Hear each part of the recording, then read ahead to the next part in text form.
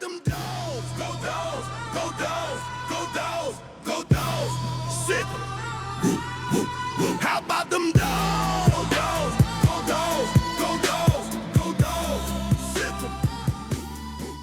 What is going on, everybody? Welcome back into Dog Talk with your host, Holden. Glad to have you guys here tonight. Let's jump right into things. We've got a lot to get to. We're going to do it really quickly tonight. First and foremost, if you guys are listening to us, I greatly appreciate it. If you have not yet, make sure you guys are subscribed. If you're watching on YouTube, do that same thing. Obviously, this week, if you're watching on YouTube, you see there is not a live call-in show this Thursday, and this also has no visual. It is audio only. That's what we're doing tonight. Not a big deal. We'll get back to the normal situation next week. But here's what we got. We got Kentucky coming to the house. We're going to talk about it. We've got some other games that are going on around the country. We're going to talk about it. First and foremost, let's kind of get into some things right here, starting with news and notes as far as injuries go. The injury report did come out earlier today. And running through it, a note on this, a couple of notes of significance. First and foremost, Ernest Green is still out, still battling the back issues that he's had all season long, basically, so far. He still remains out of this game. Not questionable, not probable, none of those things, out completely. So something to kind of keep an eye on there with him moving forward. One good thing is you got Bo Hughley there. We've kind of got things figured out with Juan Gaston also there on the right side. So those are good things. Those are good things. Offensive line, trying to get some I don't really know the best word to put right here, to be honest with you, but just trying to get some push on that side of the line and structure and continuity working with one another on that side of the line. So that's something to kind of keep an eye out as we move forward, but also with these guys that are in there, hey, next man up, step up, let's get the job done.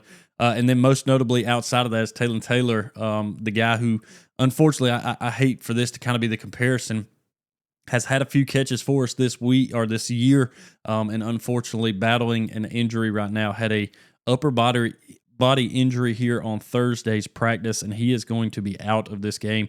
Out, I would imagine, for a significant amount of time, just because he's having surgery on whatever that injury was. Don't know exactly what it was, but anything that immediately requires a surgery and they know immediately you're going to have surgery for, generally a pretty big deal. So not sure how long he'll be out, but he's going to be out for, I would imagine, a significant amount of time because of that. And to me, a significant amount of time is anything 3 weeks plus, because obviously 3 weeks, you miss a lot of football in the SEC in 3 weeks, especially at this time of it, because we have a number of weeks before we see another bye week. So very important. So those are two names to note right here off the top. As far as the injury front goes of coming into this Kentucky game, what we've got, what we're looking at. All right, kind of diving into some things on the Kentucky game coming up, because these are all important factors that I want to look at. I want to look at Georgia, and then I also want to look at Kentucky. Georgia, right now, offensively, points per game, 34.5. That's 47th in the country. And then we're not a whole lot better than that as far as defensively, giving up 19.5, which is 43rd in the country. Something that Georgia generally, especially years past, again, I know I make this reference a lot, and I do apologize, but generally, that's not what the ranking looks like for a Georgia defense right there. We've scored 138. We've given up 78. You're 31. You're 3-1 in the season. 1-1 in SEC play, which is again 12th in the AP poll. But it's kind of nuts to see that in SEC play. You know, Georgia again won it last year. Hey, this was a game again, kind of off of that Alabama loss there. You know, Georgia did that last year. Georgia lost that game. They lost another game to Ole Miss later in the season. And their destiny was still in front of them. They would still go on to win the SEC. And I've said this for weeks now, is I'm afraid that the SEC is absolutely going to tear itself apart this year. We can already see that that's evident happening starting already this season, and I think there's going to be a lot more of that. Not to even mention what's going to happen here in the next couple of years as we transition into this 9-game SEC slate that's about to begin. The SEC has a strong possibility of constantly having teams rip each other apart, potentially taking some teams out of playoff contention altogether, but also making things very interesting in the SEC championship race coming for that December slot. Something to kind of keep an eye on there. And I think that's something that's going to continue this year, not just in years future, but it's also going to just make things tougher. One, to have an undefeated team to make it to the SEC championship, undefeated in the SEC, but just to have an undefeated team in general is going to be very difficult with the way that things are going in the SEC. So that is something we're going to kind of keep an eye on as we move forward. A couple things I wanted to wrap up here real quick. I know I said I was getting into the Kentucky conversation, but I had a couple things that I wanted to kind of point out from the Alabama game last week, and some things that I want to see cleaned up this week. One thing I did notice, kind of looking back at some of the different film studies that guys do, is, and I noticed this in game, and I knew it when I was watching it in the game, but I forgot to mention this. Alabama was very smart offensively in the motions that they had.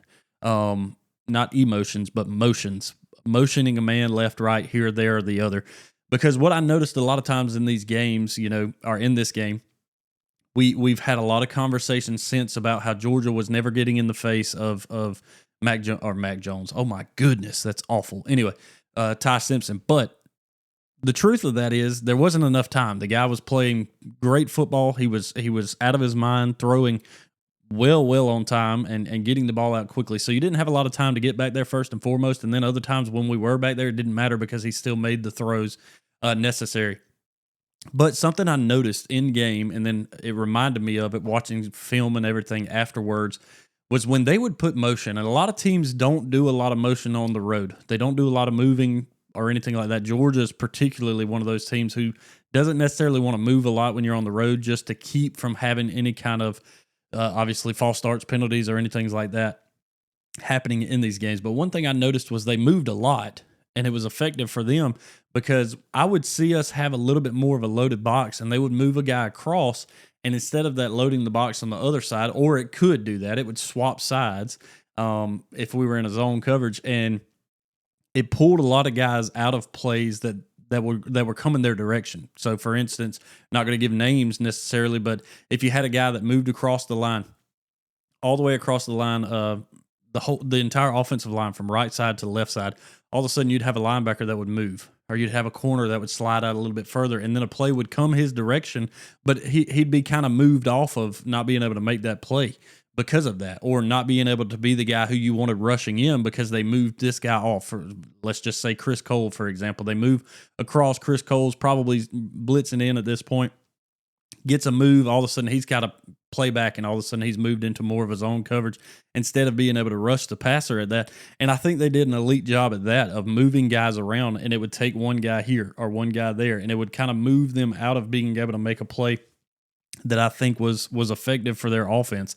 Again, I may not be 100% right about that, but every time I saw a motion and I saw a guy who was kind of leaning in right there on the defensive line or right outside the defensive line trying to come up the edge, and they would move a guy across his face, well, he would back up 5 or 6 yards to then kind of move into more of a coverage position. And I don't know it 100% because I'm not great as far as film goes and studies and all that, but I watch it at least enough to go, okay, that's something, because a lot of times when that happened, a guy would be backed up. Hey, they might run it his direction, and all of a sudden, instead of him being right there to be able to plug a hole and make a tackle immediately, they might get 4 or 5 yards out of it because they ran it his way. So I don't know how much of that was effective, or if that's even true again, but I think that was something that I noticed, and I was like, that's pretty interesting. And the other side of it is, which I may have said last week, was I think we're starting football games defensively in a way that we've never seen Georgia start. We know Georgia's had their offensive spits and sputters here over the last couple of years, where we don't necessarily get right off the bus and start to score. Against Tennessee, hey, we went down and scored very quickly the first part of that game. Then obviously, you have a turnover, they get up on you a couple scores, but we were consistently scoring in that football game, which was important. In this game against Alabama, we had a lot of spits and sputters at the beginning of this one. Obviously, you have the 3 and out to start the game, not very fun. Then you do it again, then you fumble it. You have all these issues that kind of happen there in the first half of this game that put you behind.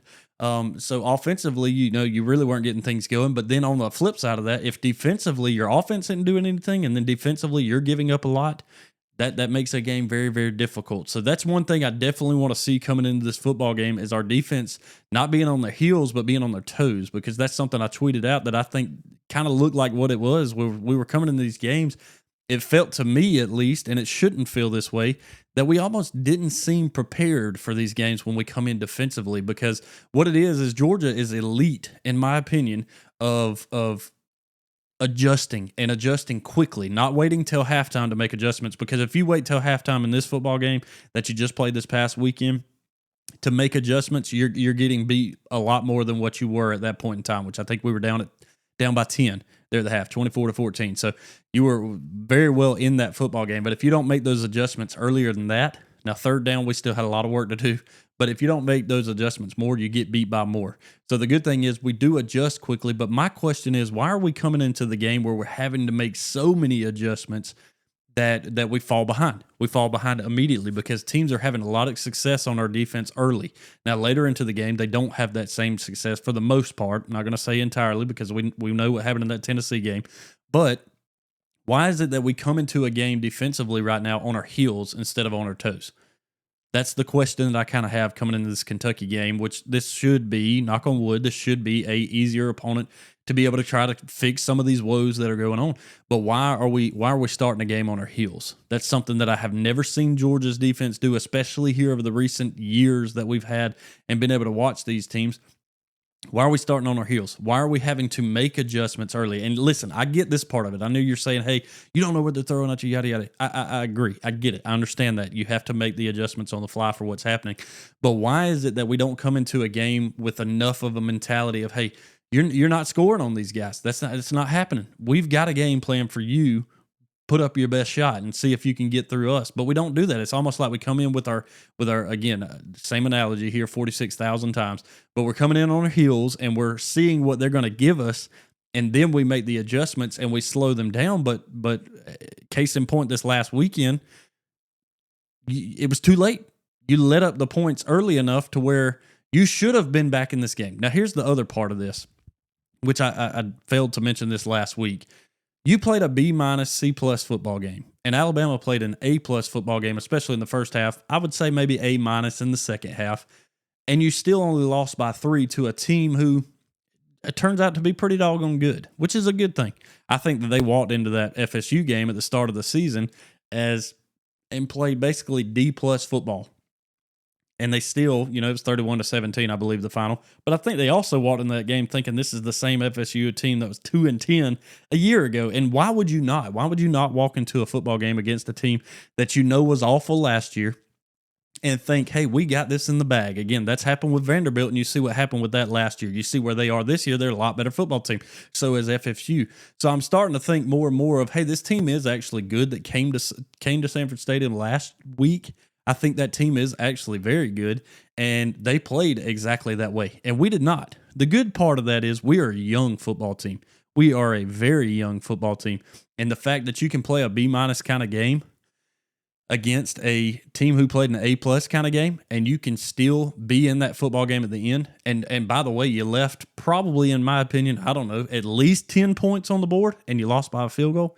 You left at least 10 points on the board between guys being wide open, between obviously not taking the field goal, which we're not going to rehash. But you left points on the board.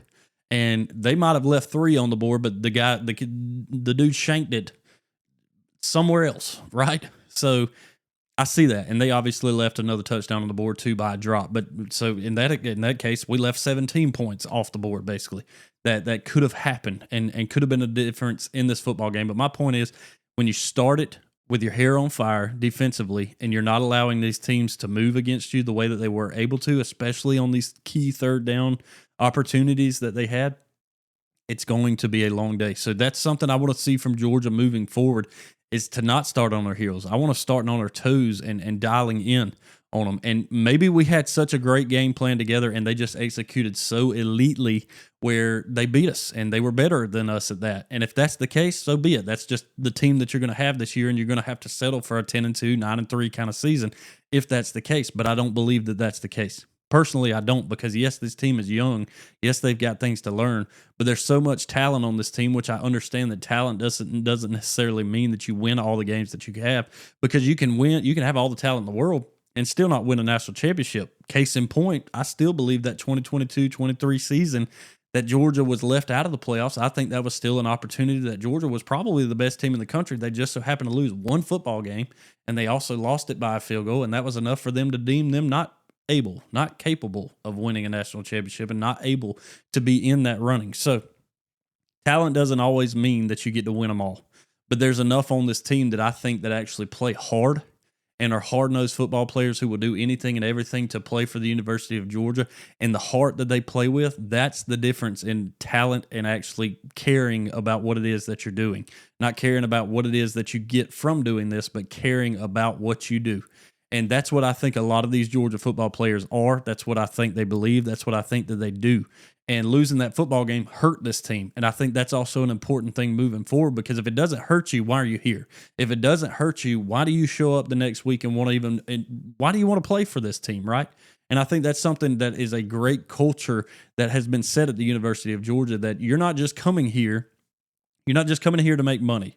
You're not just coming here because you want to play for a team that plays for championships. And if you don't get that, you don't get your way and you're going to sulk about it. You come here because you want to play for this university and you love football. And that's what Kirby's looking for out of all of his players. And I think that's something that this team has. And by that, if they put that on the field elitely every week, again, you're young, you're learning. I get that. But you put that on the field, nobody can beat you. And I still believe that. I still agree that that's what can happen this season. But we've got to start these games on time, defensively and offensively. Rant over. Now let's get into this Kentucky preview here. Again, Georgia offensively, defensively in the 40s in both of these ranks through the season so far. Not the most beautiful stat line as far as those things go. Right now, offensively, you're getting 228 yards per game and you're giving up 238 yards per game. That obviously went up last week. Here's the best category you've got. You're getting 213.5 yards on the ground and averaging 3 touchdowns. Again, you're averaging on the season 5 yards a carry. I mean, your running game is working right now. And defensively, you're doing a great job on the other side of that. You're not giving up 3 yards a carry. You're giving up less than 3 yards a carry. 91.3 is the yardage per game. So defensively, you're not running the football in Georgia. That's something that's been proven year in and year out, and that's the same this year. And Georgia has a run game, something that it lacked at times last year, has that this year. So that's an identity that you can lean on. And then obviously you have Gunner, who's thrown for 851 yards, 5 touchdowns, no interceptions on the season. And he's throwing for almost 70% completion rate. Completing? Anyway, you know what I'm saying right here. His percentage right now is 69.7%. Nice. He's right there at that 70% mark. So he's doing his job. He's not making mistakes either. He's playing winning football, and he's doing it with his legs in another sense too. He's rushed for 146 yards and 3 touchdowns on the ground himself. So he's doing what you can, because check this out. Here's a fun comparison for you. He's rushed the ball. Attempts right now is 33. Now, this is going to be slightly skewed by times that he's had to roll out, throw the ball away, or not throw the ball away, but roll out when he has actually truly run. And then also the times that he's been sacked and lost yardage in this as well. He's rushed for 146 yards. Well, guess who's right behind him at 145? That's Dwight Phillips, if that gives you any kind of indication of what the deal is. And by the way, him as a quarterback, he's averaging 4.4 yards a carry as a quarterback. So offensively, you have the keys. You have the weapons. You got Zachariah Branch out there who is fantastic. Okay? You've got these guys on the outside that can make the plays for you. They've proven that. Dylan Bell, Colby Young, London Humphreys. You've got these guys that are out there. Get them the ball. I want to see more tight ends involved, but I also understand that these guys, hey, they've got to do some blocking, and that's part of this. Look, Oscar Delp doesn't have a yard this season. This is kind of a crazy stat that I think I wouldn't believe you if you told me this, but neither from, actually, excuse me, I had that incorrectly. He's got 17 yards on the season. But if you told me, hey, coming into week 5 of the season, your two wide receivers, or excuse me, your 2 tight ends on the year, they're going to have 51 and 31 yards. So 82 total yards between the 2 main tight ends is all the yardage you're going to have going into the week, or your 5th game of the season. I'd have been like, what's going on? And the problem with that is, it's not a problem. But when you have a guy like Brock Bowers, you're expecting these tight ends that come behind him have to be just like him. And they're not, because that dude's a freak. And they only come around once every so often, if not once ever. Because I don't know that there'll ever be another Brock Bowers that'll crest the doors of a University of Georgia, of any university for that matter. Some guys don't do what Brock did in high school until they are in college, until they get to the pros, and all of a sudden then they blow up. So to have had him in a tight end position at the University of Georgia is unknown. It doesn't happen. So now we've kind of got this mentality of, oh, all our tight ends should be doing those same things, and that's just not the case. Okay, you got guys who can block well on the outside, which is incredibly important, especially for your run game. But then when their number's called, they have to make the plays. Okay, right now it's kind of tough when you get a ball. You got to be able to make a man miss. Sometimes that's tough to do as a tight end. But that's just another random stat for you. But again, you've got the guys there. You've got the playmakers there. Your running back room is as strong as it could possibly be. You've got a great quarterback that's back there. Does he have to make it rip a little bit more? He's got to get a little bit better with his reads. He's got to get through his progressions faster. He's got to see these guys that are running wide open downfield and in places. But this offensive line has also got to give him that time. And I'm hoping that continuity is starting to be built on the right side where he feels more comfortable, where he feels more confident to be able to make these plays happen. Because when that happens, Georgia's offense will explode for even more because you're going to have it through the air and you're going to have it on the ground. You're going to have it twofold coming out of that offense. And that's a day I'm excited for, and I think that's a day that's coming. I think this game against Kentucky is an opportunity for us to be able to see that, for that to start to build confidence for this entire offense, and that to happen. Again, defensively, we've got to stick our foot in the ground and show teams, again, hey, you're coming to play Georgia, and you're not just going to get to walk through this. Let's look at Kentucky's line on the same side.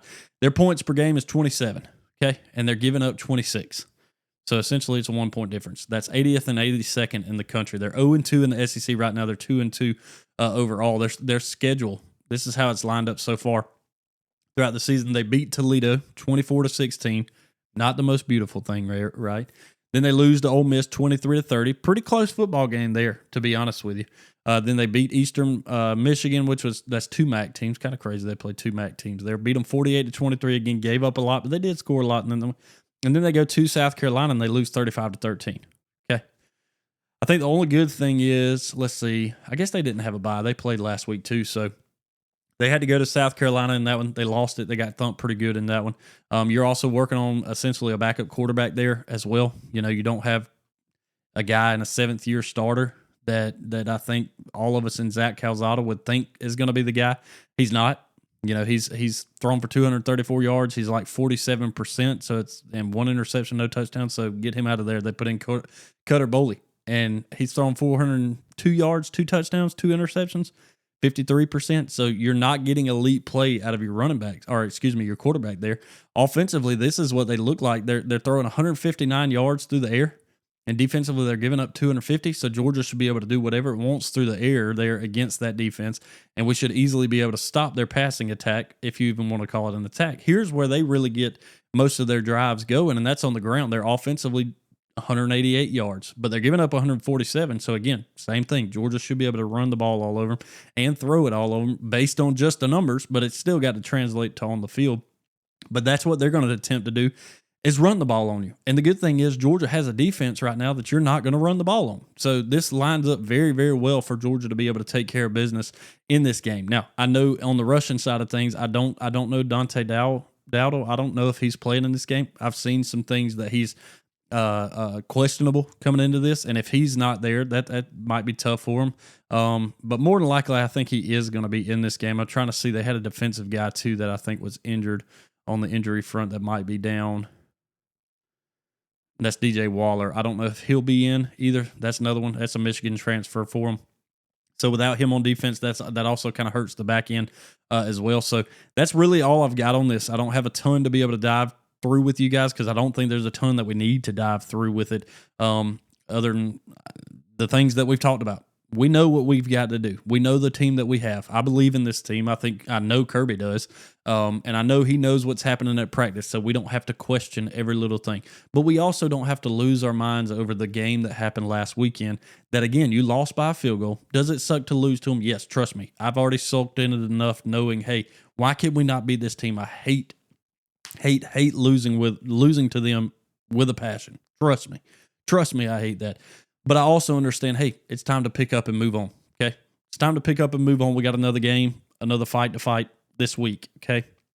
Your destiny's still in your hands because you win the football games that are in front of you. You'll be fine. You'll be in the playoffs. More than likely, you'll be in an SEC championship game if you win out from this point forward. But the destiny's in your hands. It's when you decide to let that destiny go out of your hands and lose some more games. That's when you don't get a choice in it anymore of what happens to you, okay? So win the football games that are in front of you. How are we going to do that against Kentucky this week? These are the keys that I have to this game. First and foremost, and I'm going to say this mainly because of last week, third down efficiency. That's how you win this football game. get off the field on third down defensively, and convert the first downs on third downs offensively. Okay. Third down efficiency, that's the first key. The second one of this, I want to put an absolute defensive strangle on this team. I've seen games where I think Auburn maybe last week had 1 yard in the fourth quarter, okay, playing a Texas A&M team. We've seen other ones where Florida barely had 40 yards and a half playing, what was that, Miami a couple of weeks ago. That's the kind of defensive stronghold I want to see, not only in the first half, especially in the first half, okay? Especially the start of this football game. I want to see just a defensive strangle on this team to where they're not getting anything. But by the end of the game, we look back at a stat line and say, man, they only got 120 yards in this entire football game Kentucky did.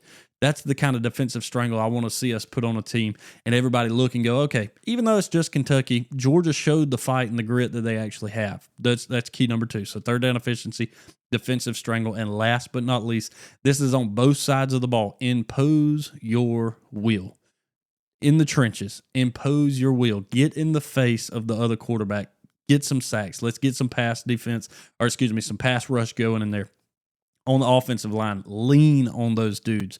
Put this offensive line together and make everybody go, all right, there we go. There's the offensive line. They figured out the woes that they had earlier in the season. That's gone. Georgia is leaning on them in the trenches. The running backs are going off. You got wide receivers left and right catching balls here and there. Defensively, you don't want to play this team. All of it. Impose your will and win this football game. Those are the keys that I have to it. And I'm going to be honest with you, I believe every one of these keys is going to hit this week. I believe everything that we're talking about today is something that's going to happen this week. And when that happens, my prediction, this is the first one. Anytime I've ever done it, I tell you guys to go the opposite direction. I'm telling you this week, don't go the opposite direction. Go with me. The only thing that'll change this is if it's raining Saturday. I think Georgia absolutely thumps Kentucky this weekend. When we go and play in Lexington, for whatever reason, it's a really close football game. It's not this time. We're restarting the clock on that 33-game win streak we had at home.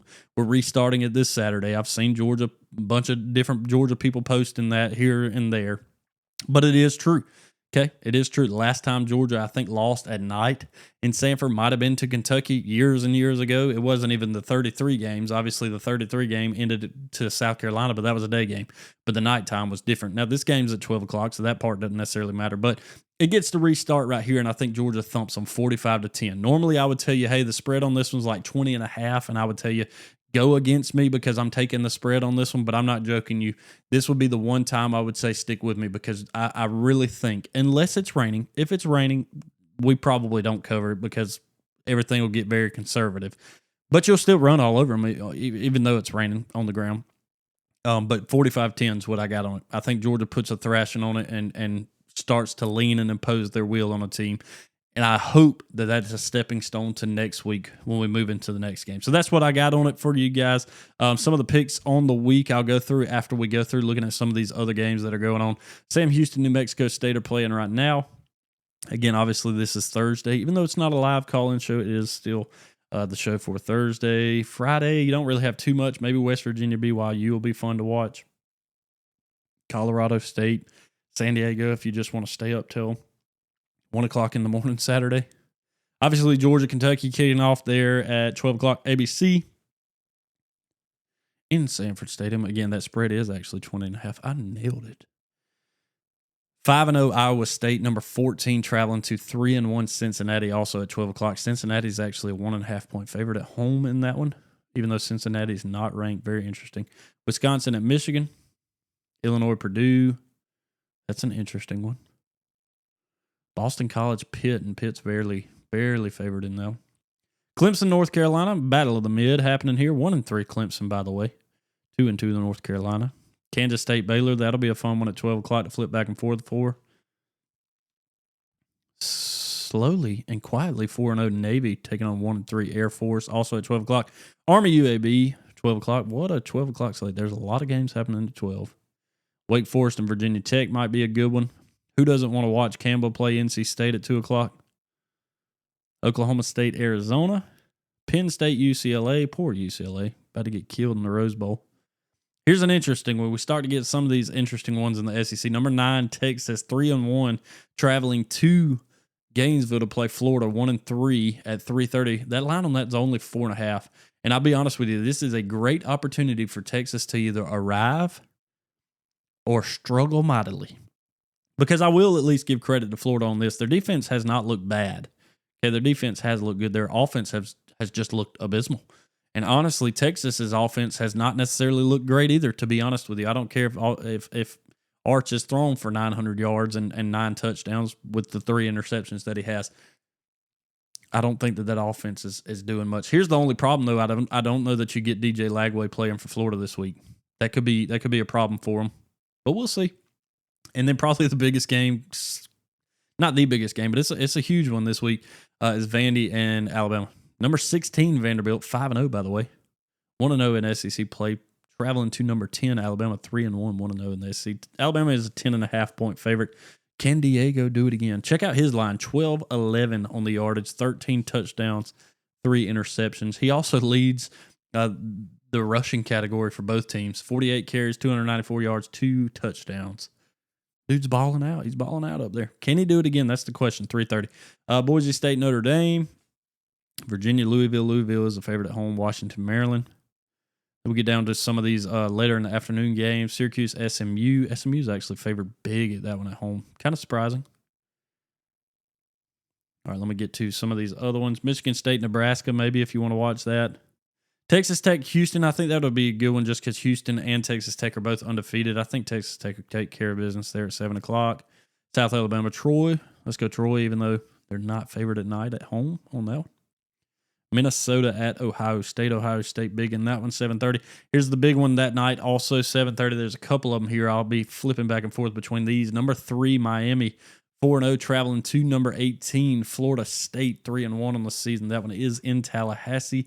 An important football game here. Potential rain in this one. Night game again, 7:30 ABC.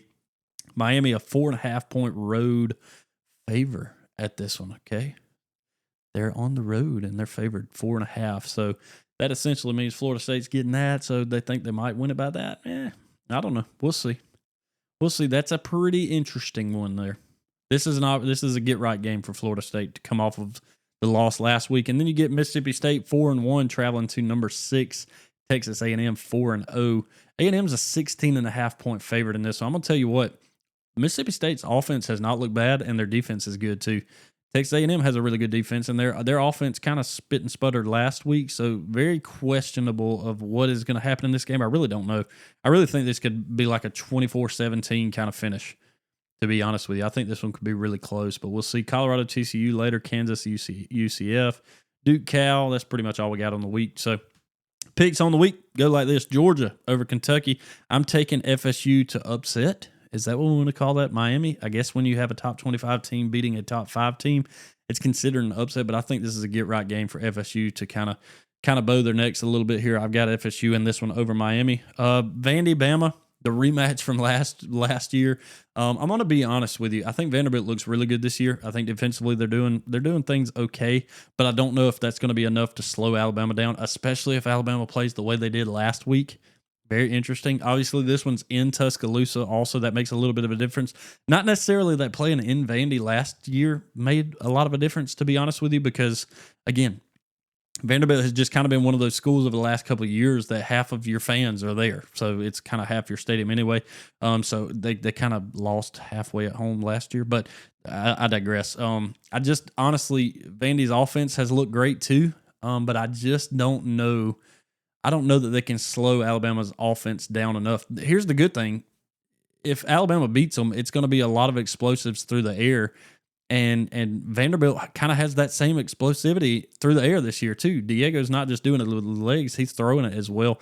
But I'm going to be honest with you. I think this is a chance for Alabama's defense to kind of step up and show, hey, we're not going to let this happen again. So I am going to take Bama in this one, although I would love for Vandy to win it. That would just be kind of awesome.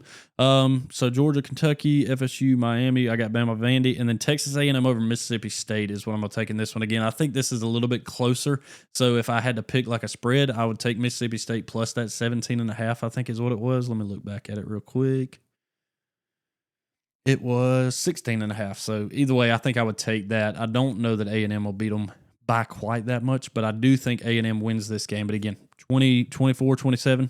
27-31, 24-31, 24-17, something like that. A 3 to 7 point game. I could totally see, heck, even a 10-point game. You know, that's still inside of that number. I don't think they're going to beat them by more than 16.5. So I'm going to take Mississippi State plus 16.5, but I'm going to take Texas A&M outright to win it. So that's kind of what I got for you guys this week. Like I said, try to make it kind of short, sweet, and simple, a little bit shorter than what the live show normally would be. But that's what I got on it. Again, Kentucky coming to Georgia, playing at Sanford Stadium there, 12 o'clock, not on the SEC network. We're playing on the ABC network, which is, it's all affiliated with the SEC stuff. But anyways, looking forward to it. Again, this is homecoming for the Dogs, so that'll be a good thing to kind of get to see some of the crowd come back into it. Obviously, the crowd was elite last week, so we'd love to see that also at the 12 o'clock kick. Those are always the tough ones. This is an opportunity here. I think I said it last week where Georgia has a chance to come in here and really, wreak havoc on another team, really kind of show another team what it is that they can do and believe in themselves. But it's also an opportunity for Georgia to walk in here and sleepwalk into this game. And that's the thing I hope we don't see coming in this one. I know Kirby's going to have them ready, but again, this is a young team. This is the first game that they've had to play at 12 o'clock. Because if I remember correctly, the Marshall and Austin Peay games were both at 3:30. And I think also that Tennessee game was also 3:30, and that was on the road. So we haven't had that 12 o'clock kick yet, and that's what this one's going to be. So I hope some of those young guys are prepared to be up and ready and at them and playing in this 12 o'clock kick where they're ready as soon as the ball gets kicked, and not one of those, hey, we kind of got to wake up by halftime. So no doubt in my mind, Kirby's going to have them ready, and I'm looking forward to it. It's always tough when you come off a loss, but it's even better when you can come off that loss and get a win. And I think that's what Georgia does this weekend against Kentucky. Looking forward to it. I'll check in with you guys later on. Go Dogs.